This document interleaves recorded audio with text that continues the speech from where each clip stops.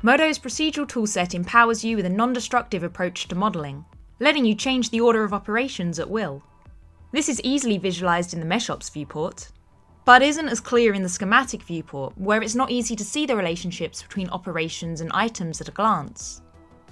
Enter the MeshOp Stack Node.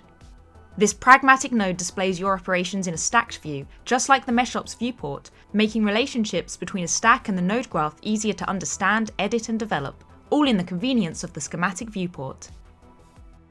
It will help you manage your node graph links.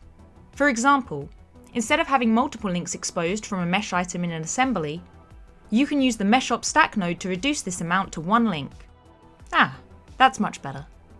The MeshOp Stack Node helps you streamline your node graph too, by enabling you to apply an order of operations to multiple items quickly and easily, and reorder them at will. You can nestle MeshOp stacks inside larger stacks for more precise control.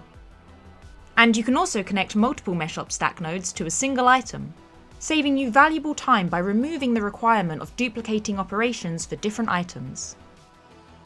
We've also given our Merge Mesh operator a very handy update. There is now a drop-down menu that lets you choose a specific layer of a source mesh's stack to merge, so that only the selected operation and the operations below it are applied to your merge geometry, rather than applying the entire final evaluated mesh.